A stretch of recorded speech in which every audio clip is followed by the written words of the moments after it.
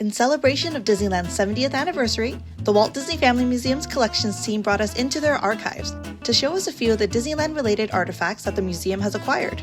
Come with us as we take a look at some Disneyland artifacts, learn about its history, and talk to the collections team about their favorite artifacts.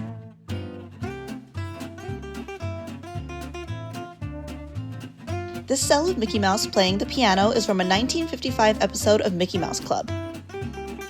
From 1928 to 1946, Walt Disney himself was the voice of Mickey Mouse.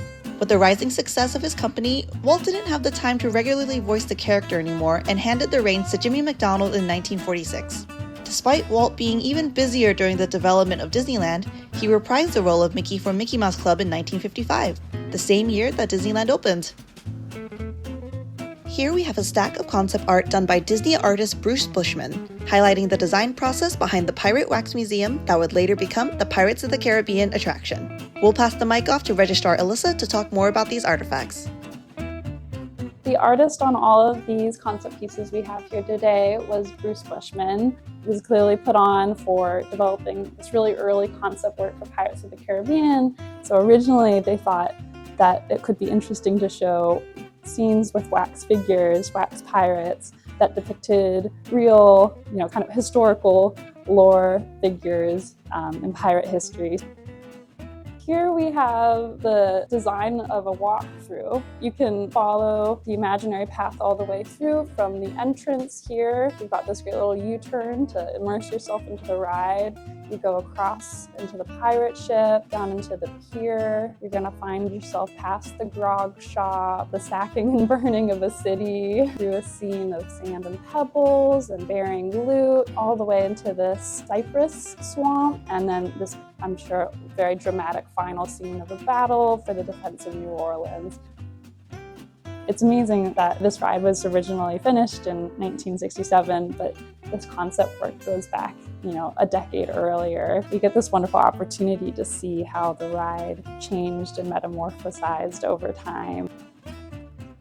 I also have an affinity for Pirates of the Caribbean in my heart. It is my favorite ride at Disneyland. One time when I was young and we visited the park, a very kind operator let us go on, not twice in a row, but 3 times in a row because there was no line. And so that really stole my heart that day. And I continue to just be really enchanted by that ride and all the adventure and misadventure that goes on there.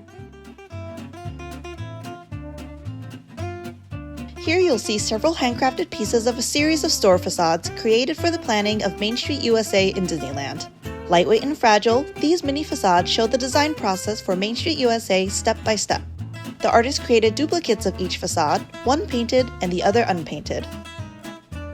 They're created like building blocks, allowing the designers to customize and swap them around before the actual building process occurs, not unlike storyboards for a feature film.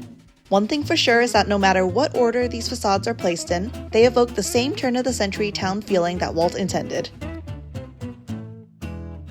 This Montreal Toy Set, inspired by the Disneyland Alweg monorail system that flew over Tomorrowland, was a luxury for any child who was lucky enough to own one. Let's hear from Registrar Maureen to learn more about this artifact.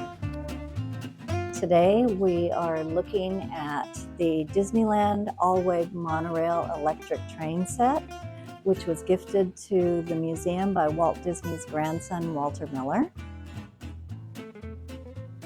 The train set was manufactured by Schuko in West Germany in the 1960s and could be run alongside an HO model train set, which was a slightly smaller gauge. The set was developed after the monorail opened at Disneyland in 1959. And these sets were sold at Disneyland in small, medium, and large sizes in blue and red colored cars. The set we're looking at is the large set and is the first generation model. This is showing the monorail setup alongside the HO scale train layout. The HO scale train layouts are 1/87th scale and the monorail is 1/90th. You can't talk about Disneyland or Walt Disney without talking about trains. Disney had a lifelong love of trains. His father and his uncle worked for the railroad, and he worked for the Santa Fe as a young man, selling sundries on their Santa Fe route. Trains were an integral part of his life, from the Backyard Garden Railroad to the monorail and other trains that he built at Disneyland. This seemingly plain wooden survey stake became a significant piece of Disneyland history when the donor's father, who worked on the construction of Disneyland in 1955, collected autographs from employees of the studio, Imagineers, people working on the Disneyland construction site, opening day broadcast on-air celebrities, and even Walt Disney himself. You can see the Disneyland opening date listed on the stake as July 18, 1955, the day after what would actually become the opening date, July 17, 1955. To learn more about artifacts like these, stay tuned for information about the Walt Disney Family Museum's next special exhibition, coming soon!